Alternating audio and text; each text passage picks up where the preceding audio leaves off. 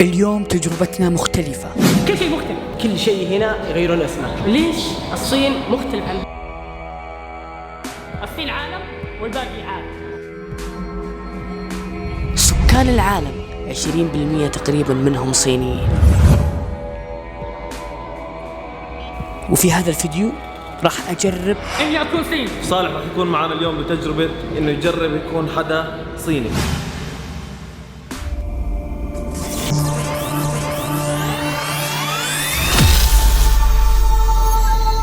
اليوم إحنا متواجدين في دبي. قررنا أنا وعبد السلام إننا نسافر الصين وناخذكم معنا ونجرب نكون صينيين. مستعد؟ بس تكون في الطيارة إذا جينا ناخذهم. ما عليكم تكفوا فوق مشان. حلوة صح؟ وإحنا متجهين لرحلتنا للصين كنا متأخرين. والله شكل الرحلة بتفوتنا. الحمد لله والله بغت تفوتنا الرحلة لكن وصلنا.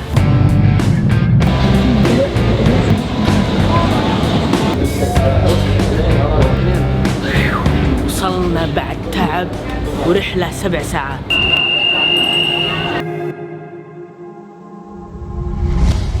الصين بمجرد نطق هذا الاسم البعض يذكر الصناعة والبعض يذكر العدد الكبير من الناس.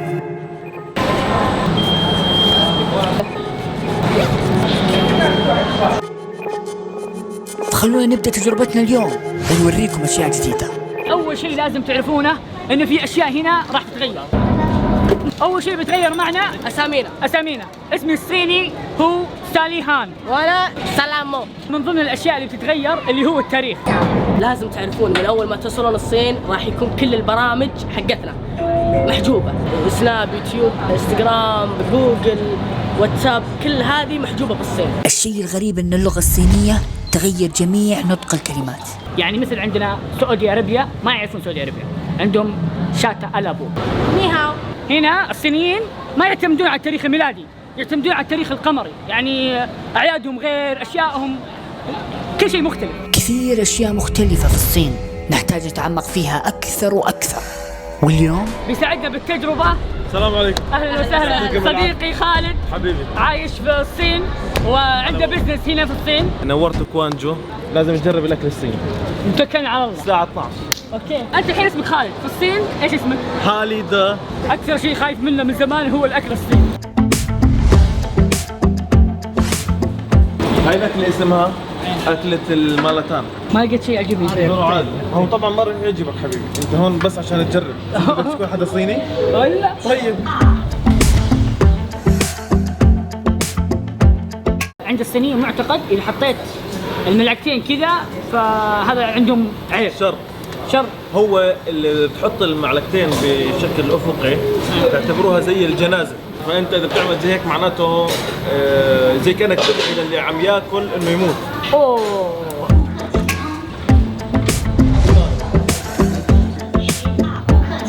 طيب اول شيء علمني كيف امسك الملعقه. اصبع بالنص عشان تقدر انك تفتح وتسكر. كذا مسكتي صح؟ صح. وقعت. والله مسكه صعبه. شوف كيف تمسك. شوف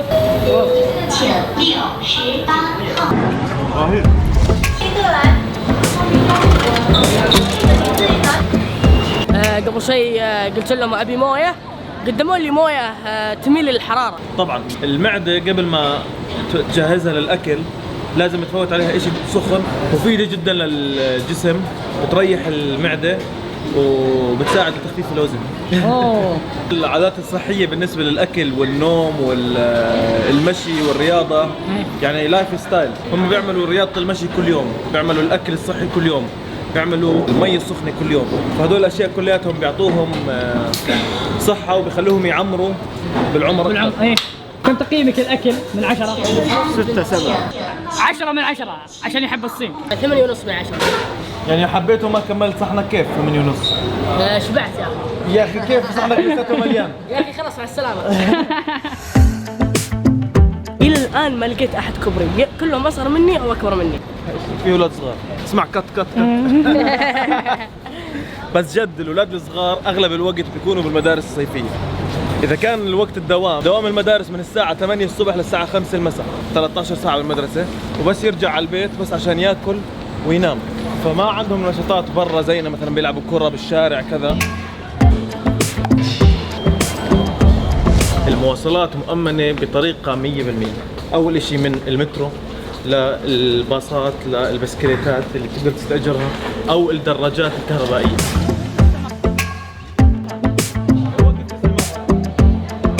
معلومة ممكن تصدم البعض إنه المترو كل يوم بيركبوا 10 مليون شخص. واو.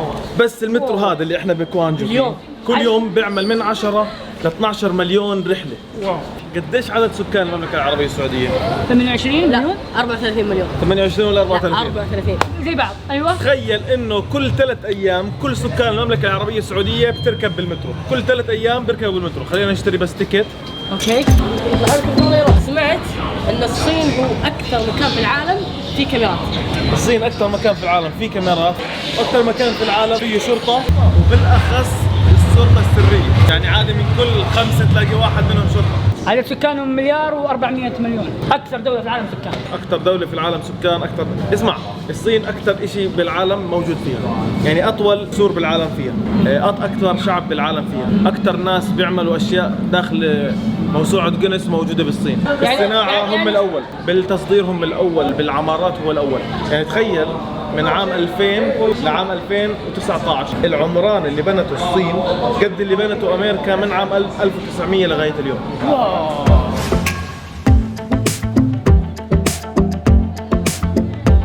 احنا هسه موجودين بالمترو، تمام؟ الدول الثانية ماشية، في ناس ماشية على رجليها، في ناس ماشية على السيارة، بس الصين راكبة بالقطار السريع. فإذا أنت بتيجي على الصين بتركب جوا القطار السريع تبع التطور. يعني الصين راح تكون بعد كم سنة هي الأولى. هي الأولى اليوم. هي الأولى اليوم. اليوم هي الأولى. وبكرة هي الأولى. الصينيين حالهم حال نفسهم، يا انهم على الجوال ولا قاعد مع الحالة لا يناظر فيك ولا يكلمك ولا يسألك ولا حاجة، كذا يقعد زي اللي جنبي خلاص ما يسأل ولا شيء. الشيء اللي لاحظته انه في شوارع الصين السياكل مرة مليانة. أول شيء إنه الباركينج كثير غالي، يعني الحدا اللي عنده سيارة بده يدفع عليها كل شهر من 500 ل 700 دولار. تمام؟ فليش هم ما بدهم الناس تستخدم السيارات؟ عشان الأزمة. تمسح الكود، أعطاني الكود كل ساعة ب1 رمنبي، يعني نص ريال. الحين تقدر تاخذ السيكل وتروح أي مكان تبي. الصين من كتر البقعة تبعها ممكن بنفس الوقت يكون فيها 4 فصول. يعني أماكن بالشمال يكون فيها ثلج، بكوانجو يكون في مطر، بشنغهاي تكون شمس، وخريف بالشنجيان. المليار و400 مليون مش كلهم بس بيحكوا صيني، بيحكوا صيني وفي 56 لوكال لانجويج، يعني لغة بس للمدينة. يعني الناس اللي بالشمال بيحكوا لغة معينة، الناس اللي بالجنوب بيحكوا لغة معينة. يعني مو لهجة، لغة. طبعا لغة كاملة ما بيفهموا مع بعض. الديانة عندهم لا دينيين، صحيح؟ نعم، كأنه هون في معبد سامعين الصوت.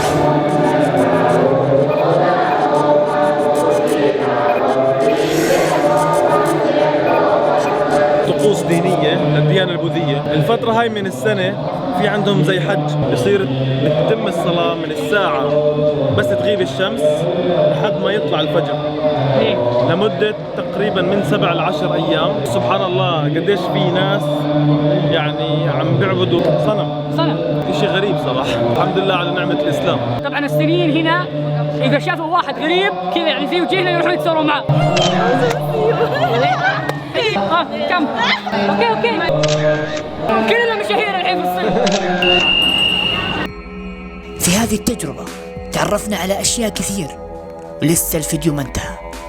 خلونا نتعرف أكثر وأكثر على أشهر العادات والتقاليد الصينية. يقولون إن من العيب تهدي واحد ساعة وجزمة وانتم بكرام. نعم، الساعة هي نظير شؤم.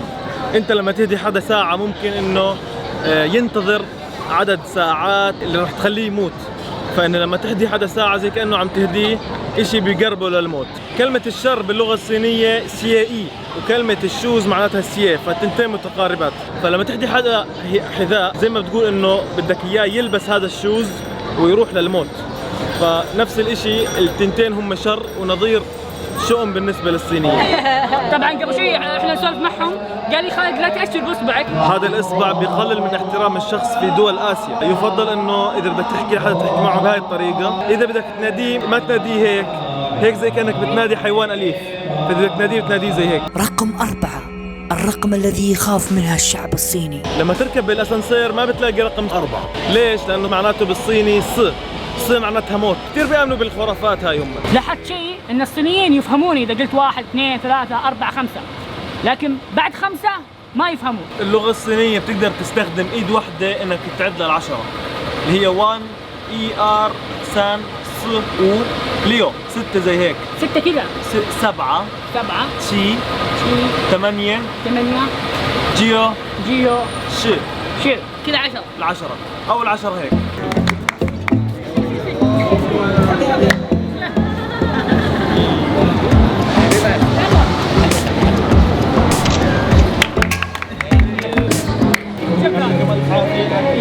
كل التوفيق ان شاء الله. الله يسعدك يا جمال رب. يومك يزداد. اذا شفت تجربة بلاي كان داو دا بلاي جنكيان. ندائتيان خويغان جنك تشاي. نيدايتيان خوي غان جين ساي دان ني خوي غان غان جين ساي يا جين ساي جين ساي.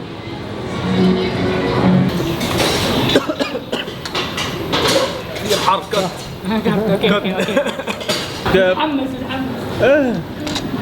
والله مش ممكن. أول مرة بدك تجرب اقسم بالله متحمس.